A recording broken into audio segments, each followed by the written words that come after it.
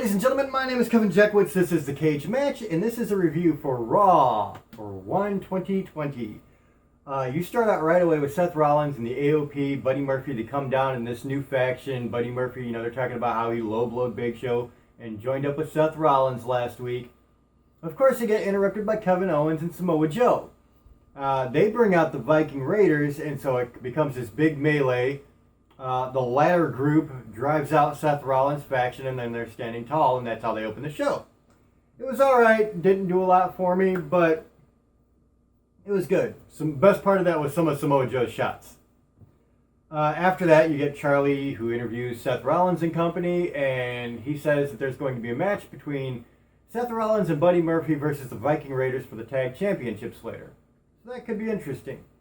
Then you get Andrade with Zelina Vega versus Rey Mysterio in a ladder match for the U.S. Championship, and this was really good. I've said before that these two together have been absolute gold, and nothing has changed about that. Rey Mysterio is absolutely ageless. He's pulled off some crazy spots during this match, and let's be honest, this was a spot match, but it was damn good for it. At the end of the day, Andrade is down, Rey Mysterio is going up the ladder, Zelina Vega is at the top of the ladder waiting him, smacks him. Andrade grabs Rey, capitalizes, gets the belt back.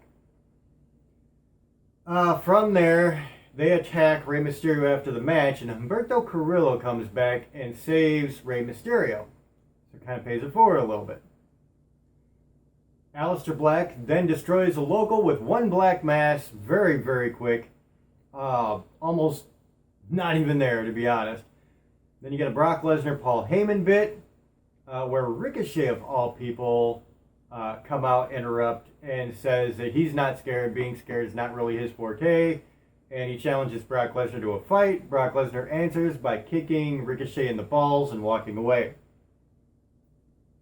And then you get Charlie interviewing Randy Orton, who's got a match with Drew McIntyre next. And apparently they've had a little bit of a feud going back if you space it out a couple of months.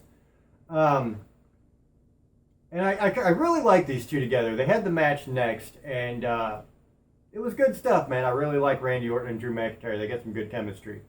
Drew McIntyre definitely looks like a beast. The match got thrown out because the OC come out, and they attacked both McIntyre and Orton. McIntyre and Orton chase them out. Randy has a chair. And so you have Drew McIntyre and Randy Orton left. Orton got the chair. He puts it down, acts like he's going to be cool with Drew McIntyre, and then hits an RKO on him. Then McIntyre says he owes him, basically.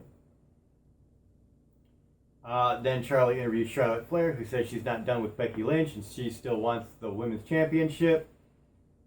So following is a match, Becky Lynch versus Kairi Sane, with Asuka, of course, in her corner. This is exactly what you would think it would be. Asuka gets involved.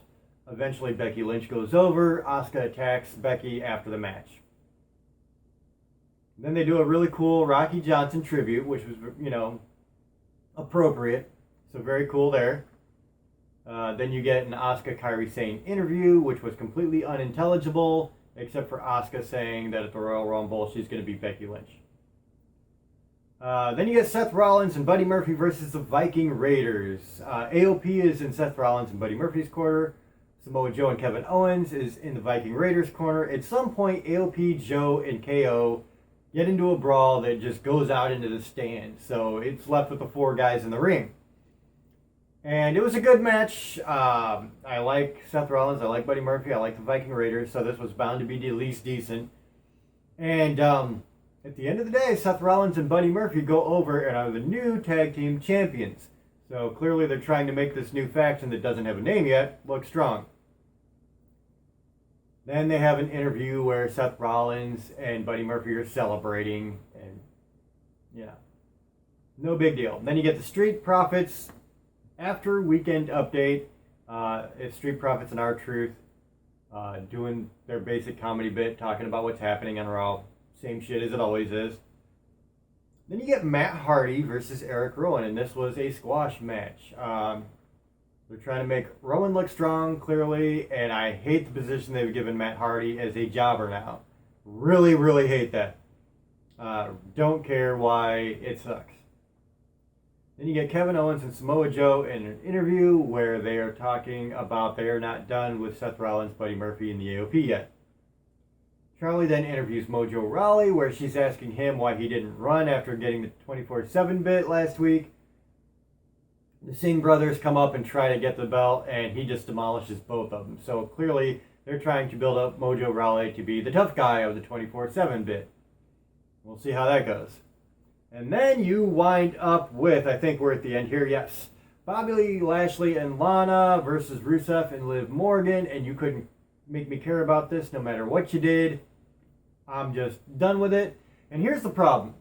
I've been listening to Meltzer and Alvarez lately, and it's not really that I follow them, or I certainly don't think they're gospel. But one thing they said makes a lot of sense is that they try to make some segments bad in order to get people just glued. It's like the Jerry Springer show, Unfortunately, I can't lower myself to that level, and it just sucks. And instead of using good performers and good bits to make quality TV, they make this garbage that I really don't want to watch, and so I don't watch it. And I've said before that I watch this stuff on YouTube the next day.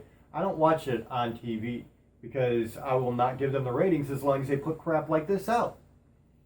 So for a lot of people, I guess it works. For a lot of people, they're just into inane, stupid shows. And that's proof because they watch the Jerry Springer show. I'm not like that. I can't get myself to that kind of stupidity.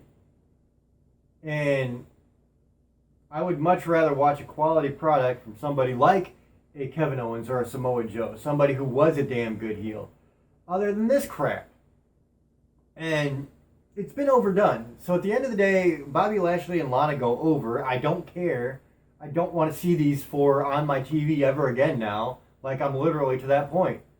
Like, I don't care. I'm so sick of it. So you had two good matches during this show, and the rest of it was just filler. You had a Aleister Black squash match.